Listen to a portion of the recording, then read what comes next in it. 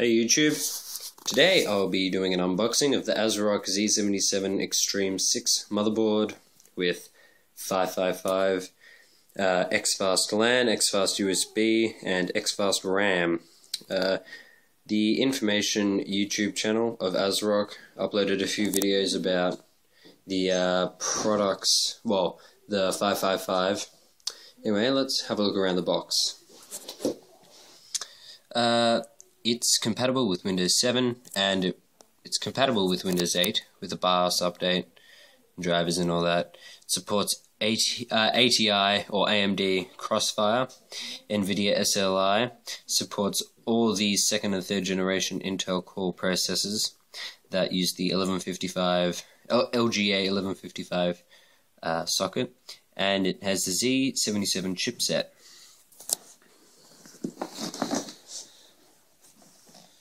On the side it just has information, and on the back it tells us more detail about the 555 and it has a picture of the motherboard itself. Now, X-Fast RAM. It says that X-Fast RAM will create virtual disk from the system memory to boost the performance of Photoshop. It can even perform 5 times faster than before. It also has 5 times faster LAN and 5 times faster USB 3. It also has Virtue MVP, which switches between the integrated graphics and your graphics card. Has a bunch of other stuff, virtual sync, switchable graphics. Dynamically assigns tasks to the best graphics resource regardless of physical cable connections. Intel Smart Connect technology, rapid start. Now here are the features, and this is why I really like ASRock. I have a 10-year-old motherboard from them. It still works. It's amazing. So they use premium gold caps, which are really high quality. They're Japanese. DigiPower is just really good way of power usage to the components on the motherboard, like CPU and RAM. 8+4 power phase, which is good if you want to overclock, like I am. Supports 2800 megahertz RAM, and it has a GUI for the BIOS, which is pretty cool. It also has PCIe 3. And here it's just showing more logos. It's won 4 different awards from Tom's Hardware and a bunch of other awards.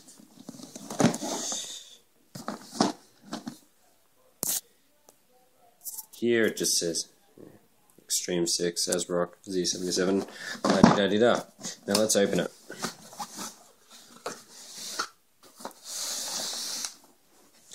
Okay, inside we have just a I don't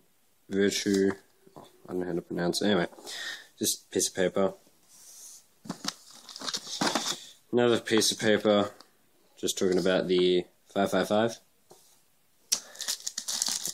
We have this faceplate, which can be used with this USB 3, which connects to the header on the motherboard, and this here can connect to here, so you can put it in you can just put it in the back of your motherboard, case, sorry. You have a black coloured I/O port cover.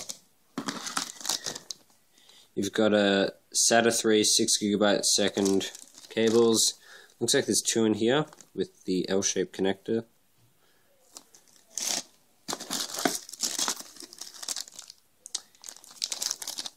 Looks like more SATA 3 6GB/second cables. Another one L-shaped, so they're the same. Good thing that they include 4, just in case if you don't have any lying around, although not all people use 4, not even more than 2 unless if you have an SSD CD drive. Here, I believe, is the, sorry about that, this looks like an SLI bridge Okay, let's see what else we have. We have a software setup guide, which is software, and an extremely thick quick installation guide, which also has the CD drivers, but I recommend that you go onto the website to download the ones that work with Windows 8, and plus there's probably newer ones that work better with Windows 7.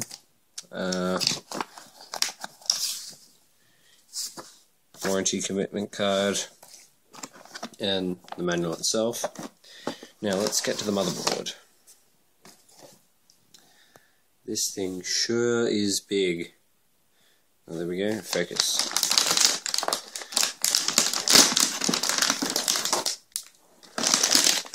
Okay, let's see if I can get this out one-handed. Okay, here we go, guys. Sorry about that. I'm using my phone, my HTC One XL, which works pretty well. So let's go over the motherboard, starting with the CPU socket. It has a warning saying, for protecting the CPU pins, please don't remove this cap unless you want to install CPU. Remove the cap, put the cap back when you want to install, when you uninstall the CPU. So I've only used AMD's. I've never, touched an Intel motherboard, but I've decided to change. So apparently, you just pull this pin out and open that, and voila. And then you just do that. So that's a socket. And the difference here is that these use tiny little balls that they make contact with flat touchy things on Intel CPUs instead of pins like pins, which is what AMD uses, which I prefer because you don't have this bracket here. With AMD, it's just sort of there, and then that's weird. This is strange. Never used. I'll leave that. So this motherboard uses a black PCB. We've got 2 PCIe 16 slots and a PCIe 8X slot.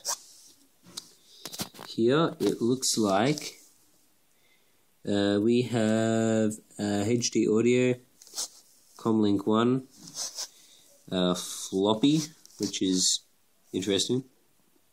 We have 1394. This looks like for audio. Yep. Then we have some other pins. I don't know. We have more USB headers. That's USB 3, one on the left, and it looks like another one on the right. Well, no, sorry, the USB 2. Here we have a clear CMOS jumper, a 4-pin fan header, speaker, more pins like for reset, power, and HD LED. Looks like another jumper. Now here we have a power button and a reset button on the motherboard. Here we have a if there's an error in the BIOS, it will pop up on here, and then you can use the book to find out what it is. We have the North and South Bridge heatsink here, which looks really good. I really love the look of this motherboard. Now, here we have 8 SATA ports, and I'm not sure which one's which, but it does say for better performance, use boot up devices from 0 to 5. So it would be this one, this one, this one, this one, and this one, and this one. And leave these for other drives. Don't use them for boot. Just it'll perform better if you don't. There's the USB 3 header, which will work with that sort of two USB ports that I showed you before. Here's your power slot, 4 DDR3 dual channel RAM slots. Then you've got heat sinks. Here, right here, if you're using SLI, you can plug Molex into that to give this thing more juice. Now here, I think that's so you can put a like a mini SSD in there, and then you could use it as a boot device. Here we have more power connectors. Now let's look at the back at all the ports. Okay, so we've got a PS2 and two PS2 ports in one for mouse and keyboard, 2 USB 3 ports, VGA and DVI port, display port and HDMI port, clear CMOS button, which is always helpful. We've got a eSATA port, a FireWire, I think that's FireWire 400, yeah. Then we've got more USB 2 ports. Here we have an Ethernet port, two USB 3 ports, an optical out, and then I think that's this 5.1 surround sound, analog if you're old school. And that's pretty much it, guys. Thanks for watching. Sorry about the bad camera work. If you have any questions, leave it at the bottom of the leave it in the comments section, and yeah, hopefully I'll get back to you as soon as I can. Anyway, thanks for watching.